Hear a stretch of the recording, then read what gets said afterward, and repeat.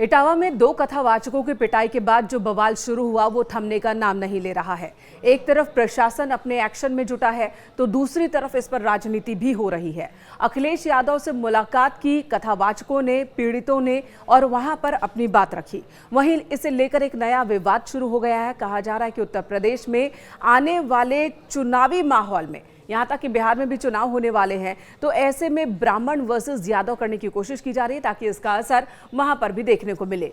अब राजनीतिक दलों ने जब बोलना शुरू किया है, खासकर अखिलेश यादव जो इस मुद्दे को छोड़ना नहीं चाहते हैं। इस मुद्दे के बहाने वो बीजेपी सरकार पर लगातार हमलावर हैं कि बीजेपी सरकार में ओबीसी वर्ग का, पीडीए का बार बार अपमान हो रहा है।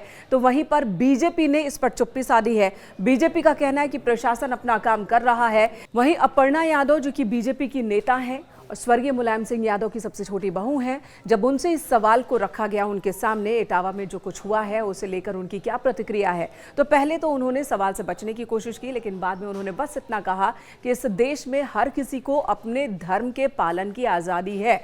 कौन क्या करना चाहता है वो पूरी तरह से आज़ाद है।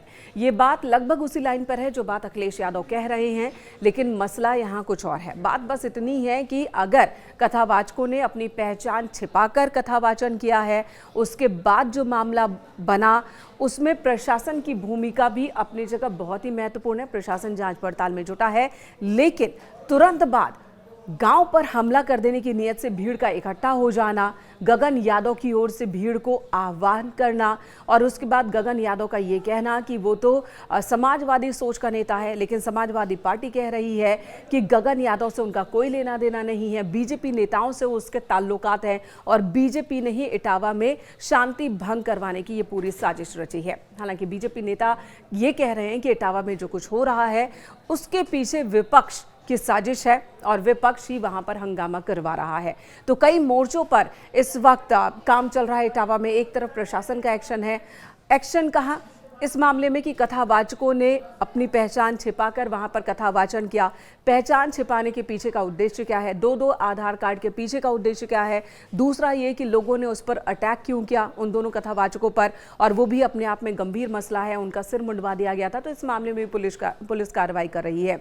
दूसरी तरफ गगन यादव की ओर से भीड़ इकट्ठा किया जाना, इस मामले की अलग जांच पड़ताल चल रही है। गगन यादव को नजरबंद किया गया, कई केस दर्ज हुए हैं गगन और उसके समर्थकों के खिलाफ। वहीं तीसरी तरफ राजनीति भी इस मुद्दे पर हावी है।